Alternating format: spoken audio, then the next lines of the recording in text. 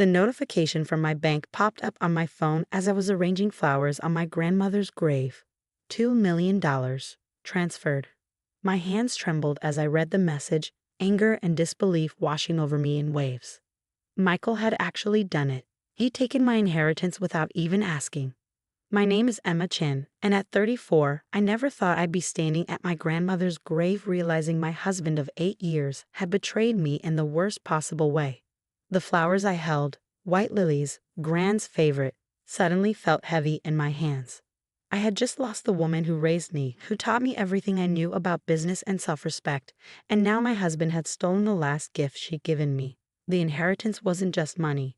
It represented years of my grandmother's hard work building her real estate empire from nothing after immigrating to America with just $100 in her pocket.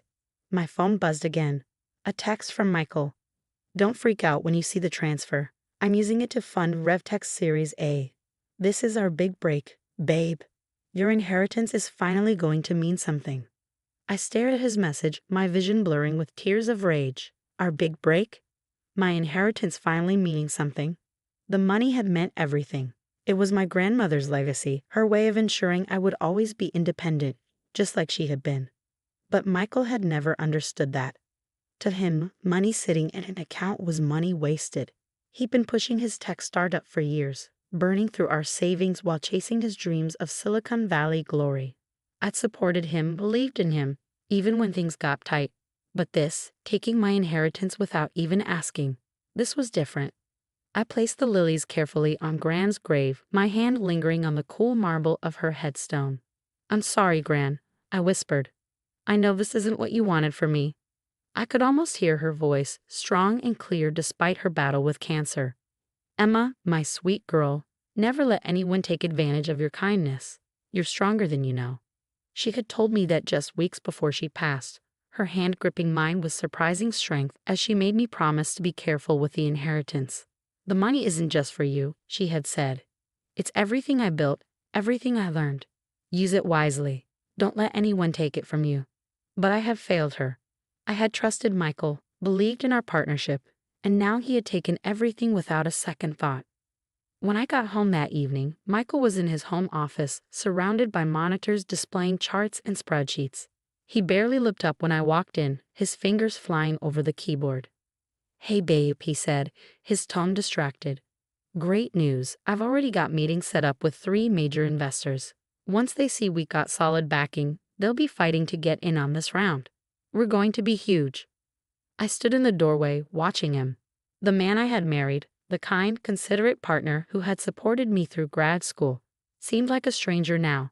In his place was someone consumed by ambition, someone who could justify taking my inheritance because he thought he knew better than me. How could you do this? I asked, my voice steady despite the storm raging inside me.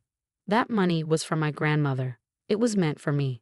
He finally looked up, his expression a mixture of confusion and irritation. Come on, Emma. You're not seriously upset about this, are you? I'm investing it, not spending it. This is going to make us rich. Us, I repeated. There is no us in this, Michael. You took my inheritance without asking. You had no right. He pushed back from his desk, running a hand through his already disheveled hair. I had every right. We're married. What's yours is mine, remember? Besides, what were you going to do with it? Let it sit in a bank account gathering dust. That was my choice to make, I said, my voice rising. Not yours.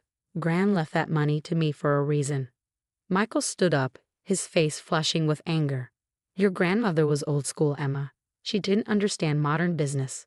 This is how things work now. You have to move fast, take risks. I'm doing you a favor. I stared at him, really seeing him for the first time. The arrogance, the entitlement, the complete disregard for my feelings or my grandmother's wishes.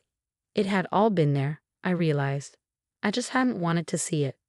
But what Michael didn't know, what he hadn't bothered to find out before he made his grand move, was that I wasn't as helpless as he thought. Gran hadn't just left me money. She had taught me everything she knew about business, about protecting myself, about standing up for what was mine. I turned and walked out of his office without another word, leaving him to his spreadsheets and his dreams of tech glory. I had work to do. The next morning, I called Sarah Chen. My grandmother's longtime lawyer and friend. I hadn't wanted to make this call, had hoped I'd never need to, but Gran had insisted on introducing us months before she'd passed. Keep Sarah's number, she had said. Just in case. She knows what to do. Sarah picked up on the second ring. Emma, she said, her voice warm but professional. I was wondering when I hear from you. He took the money, I said simply. All of it. There was a pause, then Sarah sighed. I was afraid this might happen. Your grandmother was too. That's why we put certain measures in place. I felt the flicker of hope. What kind of measures? The inheritance wasn't just money in an account, Emma. Your grandmother set up a trust with very specific conditions. Any withdrawal over $10,000 requires dual authorization, yours and the trustees. And guess who the trustee is? I couldn't help but smile. You? Exactly. So unless you authorize that transfer. I didn't, I said quickly. Then what your husband did wasn't just morally wrong, it was illegal. The bank should never have processed that transfer without proper authorization. We can have it reversed immediately. I sank into my chair, relief washing over me. Really? Just like that? Just like that, Sarah confirmed. But Emma, there's more. Your grandmother knew something like this might happen.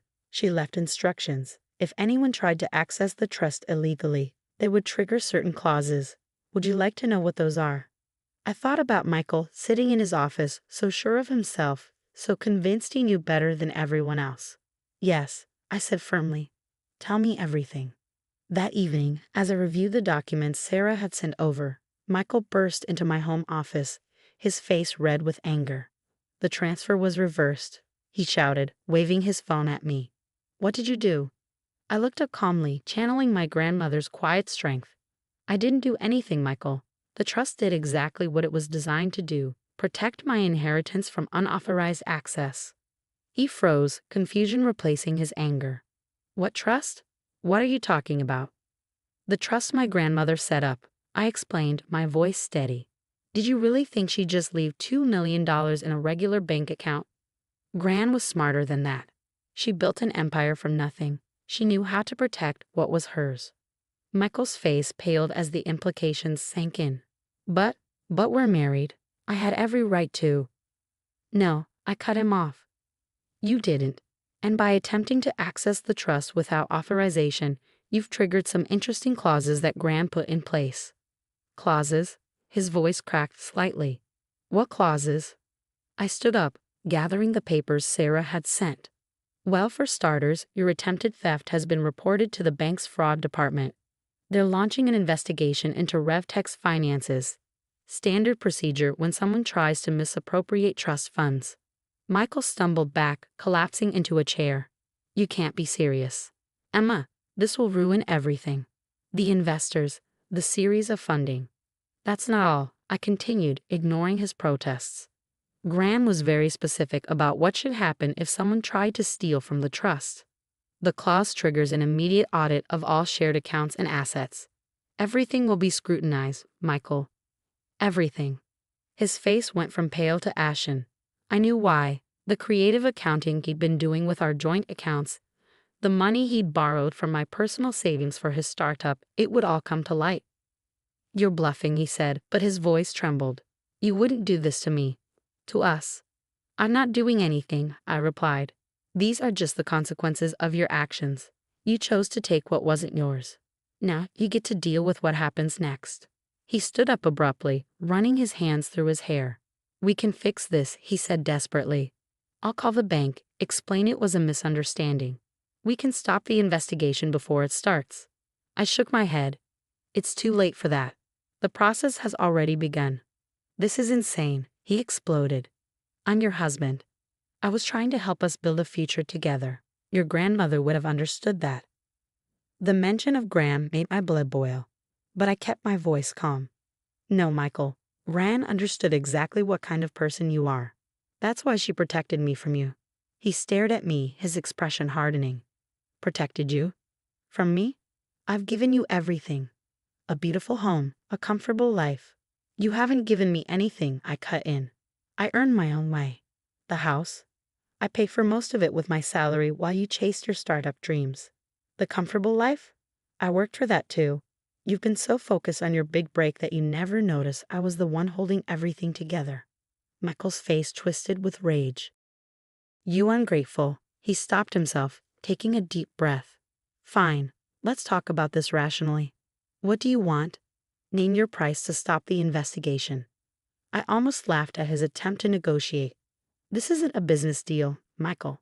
This is about trust, respect, and consequences. You broke my trust when you tried to steal my inheritance. Now you get to face the consequences. He stormed out of the office, slamming the door behind him. I heard him stomping around upstairs, drawers opening and closing. A few minutes later, he came back with a packed bag. I'm staying at a hotel, he announced. When you're ready to be reasonable, call me. I watched him leave, feeling oddly calm. This wasn't how I had imagined my marriage ending, but in a way, it felt inevitable. Michael had shown his true colors, and there was no going back from that. The next few weeks were a whirlwind of legal meetings and financial discussions. The audit revealed exactly what I had suspected. Michael had been siphoning money from our joint accounts for years, using it to fund his startup while covering up the transfers with creative bookkeeping. Sarah was ruthless in pursuing every detail, every discrepancy. Your grandmother warned me about him, she told me during one of our meetings. She said he reminded her of your grandfather, charming, ambitious, but with no moral compass when it came to money. I hadn't known much about my grandfather. He had left Gran when my mother was young, taking most of their savings with him. Gran had rebuilt everything from scratch, turning her small real estate investments into a thriving business. Why didn't she tell me? I asked Sarah. She tried, in her way, Sarah replied gently, but she knew you had to learn some lessons for yourself. That's why she set up the trust the way she did, to protect you when you needed it most. As the investigation continued, RevTech's investors started pulling out. Michael's dream of Silicon Valley success crumbled as the truth about his financial manipulations came to light. He tried everything. Begging, threatening, attempting to negotiate, but nothing could stop what was coming. One morning, about a month after the failed transfer, I received an email from Sarah. Attached was a preliminary report from the forensic accountants detailing every penny Michael had taken from our joint accounts. The total made me feel sick. Over $300,000 over the past 3 years. I forwarded the report to Michael with a simple message: we need to talk. He showed up at the house that evening, looking haggard and defeated. The confident, ambitious man I had married was gone, replaced by someone who finally realized he couldn't charm or manipulate his way out of this situation. I can explain, he started, but I held up my hand. No need, I said. The numbers speak for themselves. Here's what's going to happen. You're going to sign the divorce papers Sarah has prepared. You're going to repay every penny you took from our joint accounts. And you're going to do it without fighting, unless you want the FBI involved in investigating your creative accounting practices. He slumped in his chair, all pretense of control gone. You're really doing this? Throwing away 8 years of marriage over money? No, I replied firmly. I'm ending our marriage because you proved you can't be trusted. The money is just evidence of that. I did it for us, he tried one last time. Everything I did was to build something better for our future. I shook my head, feeling a mix of pity and disgust. No, Michael. You did it for yourself. You always have. I just wish I had seen it sooner. He signed the papers without another word. As he stood to leave, he paused at the door. I'm sorry, he said quietly. I really thought I could make it work. I know, I replied. That's what makes it so sad. After he left, I sat in my grandmother's old armchair, one of the few pieces of furniture I had insisted on keeping when we bought the house. I could almost hear her voice, wise and gentle. Sometimes the hardest lessons teach us the most important things. She had been right, as usual. I had learned so much from this experience, about trust, about strength, about standing up for myself. The inheritance wasn't just money, it was a final gift from a woman who had faced her own battles and emerged stronger. 6 months later, I sat in Sarah's office, reviewing the final settlement. Michael had repaid most of what he had taken, selling his precious startup to cover the debt. RevTech, his dream of tech glory, was gone, along with most of his reputation in the industry. Your grandmother would be proud, Sarah said, closing the file. You handled this exactly as she would have. I smiled, thinking of Gran's strength, her wisdom, her unwavering belief in doing what was right. I had a good teacher, I replied. That evening, I visited Gran's grave again, bringing fresh lilies. The sun was setting, casting long shadows across the cemetery, but I felt lighter than I had in months. You were right, Gran, I said softly, arranging the flowers. About everything. The trust, Michael, the importance of protecting what's yours. I finally understand all the lessons you tried to teach me. A warm breeze rustled the flowers, and I could almost hear her laugh, strong and clear. Of course I was right, my dear. Now, what are you going to do with everything you've learned? I smiled, touching the cool marble of her headstone one last time before standing. I had plans. Big ones. The inheritance wasn't just going to sit in a trust gathering dust. I was going to use it the way Gran had intended, to build something of my own, something lasting. Michael had been wrong about one thing. The money didn't need to be put to good use by him. It already had a purpose, empowering me to create my own legacy, just like my grandmother had done.